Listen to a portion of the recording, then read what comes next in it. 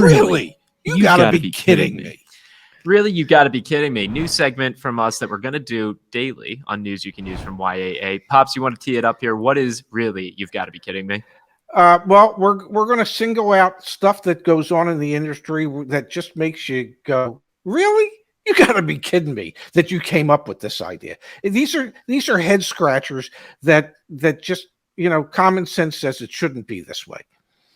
And so to contribute or share stories like the one we're about to look at here in just a moment, join YAA.com/community. That's where our forum lives. There's thousands of people on there. It's awesome. If you need help buying a car, check that out. If you want to share a story that you think should be a part of, really, you've got to be kidding me, or any news story that you want us to potentially take a look at for daily news you can use, let us know back there.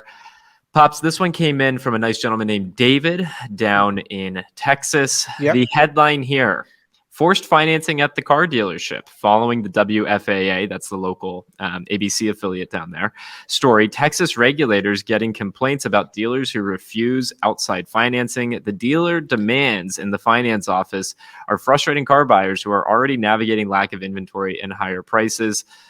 So what was going on here, Dad, is you couldn't buy a car unless you financed through the dealership. Yes, they wouldn't accept cash. They wouldn't accept your check. They wouldn't accept a check from your credit union. They didn't care what kind of rates you have. I mean, where you're trying to hand them money and they're going, oh, no. Really? You got to be kidding me. That's like the dumbest thing I ever heard. Let's look at, well, you also get it from the business standpoint, but really it's pretty atrocious. Like you lose the relationship with that customer, but you make more money on the fact that you handled the financing through your captive lender. Well, obviously the key for consumers that are stuck in that trap is take the dealer financing and refinance it immediately through your better source, and just play along with the dealer and then stick it to them by refinancing the car immediately. Yeah, buddy. That times infinity. That's exactly what you should, and save yourself the aggravation of getting all upset. Just do what my dad just said. Yeah. But Pops, look at this here. So in WFAA's initial report on this phenomena, the Office of Consumer Credit Commissioner said, we are concerned about the practice. In response to the initial story, the OCCC said it wanted to be contacted by consumers who experienced this. I wasn't sure how until I saw the WFAA article one person wrote as they filed one of the few dozen complaints about this practice. Here are some snippets from car shoppers complaining to the state about what feels like forced financing at the dealership. These are direct quotes. They actually told a client in front of us to leave because they had their own financing. I was turned down as a veteran with an approval from Navy Federal Credit Union. The manager stated that it would allow him to make money on the back end. Even with an offer of cash, they would not sell me the car. The interest rate was about 2.5 points higher, but I needed a car quickly, so I agreed. The sales manager told me directly, if you choose to go with the credit union, this will change the price of the vehicle. I handed them a check from my credit union for $50,000. Salesman stated at this time they were not accepting financing from credit unions. You put 50 grand in front of me, I'll do whatever you tell me to do. I mean, this is insane. How is a business able to force a customer to use their financing? When I asked why, he said, because the owner can do what they want. And here's the sad reality is that the state is taking a look at it, but apparently there isn't anything on the books that says that this is wrong. This is illegal. So if it's not illegal, it's at least borderline unethical. It is unethical. I mean, money's money. Cash is cash. You take the money. I was taught years and years and years ago in the business, you never turn down somebody's money. If they're handing you money, you figure out a way to take it. And now these guys are so piggish and so hoggish. The old saying, pigs get fat and hogs get slaughtered. These guys are just being hoggish and saying, yeah, we're making a lot of money selling you the car, but we're not happy enough making more money than we've ever made. We're going to force you to allow us to make more.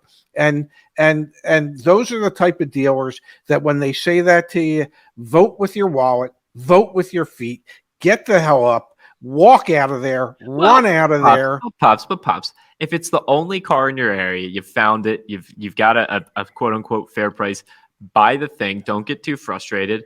refinance a week later, they'll get hit with a chargeback, and that way, you win, you get the best outcome for you, and you know what? They'll never have to see you again. You're never going to go back there. I think that's the point I want to make is vote with your wallet the next time around, because right now there's 100 Acura ILXs in the entire country. If the one you want, they're forcing you to take their financing, but then stick it to them. Refinance. You know what? Those Acura dealers would probably gladly take your cash for one of those cars. Show me the money.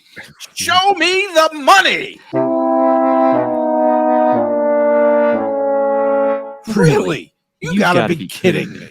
We're going to be talking about, Dad, the Ford Maverick, but not buying the Ford Maverick per se, financing the Ford Maverick. Let me pull it up on the screen. Yes. Let's get your reaction. It's truly remarkable. We talked about this yesterday. Ford was removing their minimum credit requirements on 84-month loans. Yes. Well, now, this is an article from Jalopnik. Ford offers some questionable financing on the Maverick. Did you get a chance to read this, Dad? I did. They're basically saying to you, hey, if you've got bad credit or not so great credit or marginal credit, well, there's a Maverick in your future. So the program is called the Ford Maverick Financing Guaranteed Approval Program. Yeah. Mm-hmm. Because it is guaranteed you're going to get approved for most. Yes. Starts in September, runs through March 2022. The main qualifier for the program is a minimum credit score of 620. Can I help you with that? The main qualifier for the program is if we place a mirror under your nose, can you fog it? If you can fog that mirror, if you're breathing, they're going to give you the loan. But that's the main qualifier. If you're struggling to breathe, okay, or if you're already dead, they just might turn you down, or they might make the approval contingent on a close relative who is breathing. Yes. Got it. Yes. There are some stipulations there, Dad. Yeah, really. Yeah. The loan term can't exceed 6 years. Wow. Yeah. I mean, reasonable. Who wouldn't want to have to finance a $30,000 vehicle for, I don't know, more than 6 years? Only applies to brand new Mavericks. Yeah. And you can't have any prior repos or bankruptcies, because this is going to be your first parlay into having your first repo. Or I hope yes. not. And so the most important thing that they mention here is the PTI, also sometimes referred to as like your debt to income ratio. Yes. The payment to income ratio that they're looking for is it can't exceed more than 20% of the borrower's income. That's Ford's new threshold, 620 credit score, and you can't put more than 20% of your monthly income towards your Maverick payment. And what is my magic theory as to what people should put no more than 10% of what their monthly income is towards a car payment? But Ford, bless their hearts, in order to start people on the wrong path in their lives and encourage them to, well, overcommit themselves to things that they really can't afford, Ford's saying, no, go ahead, up to 20% of what you earn. Well, that's really not a good formula. And the reason I say that is good credit is essential in this country, okay, in order to be buying things in the future. And I know there are many people out there who say to you, well, if you can't pay cash, you shouldn't buy it. Well, this whole country is based off of credit. People buy things that they can't pay for. That's what allows the sale of goods and services.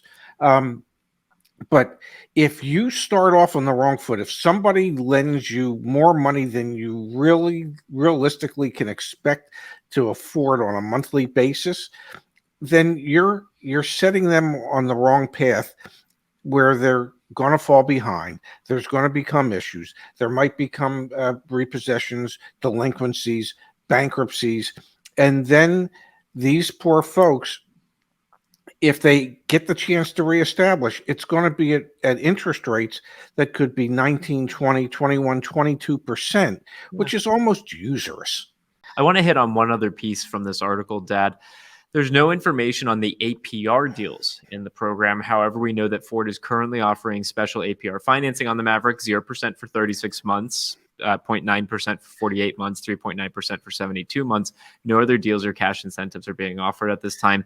It's not clear if by getting approved for this program, you'll be able to have access to those interest rates. Here, And let me clear it up for you. Those rates are for your top tier customers, credit wise.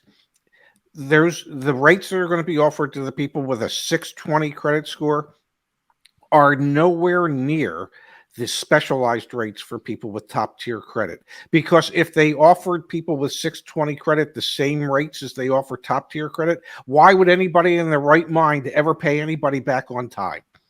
And so to hammer that home, you're likely going to be looking at 5, 6, 7, 8, 9, 10% interest rates, APRs. Could be double digits, yes.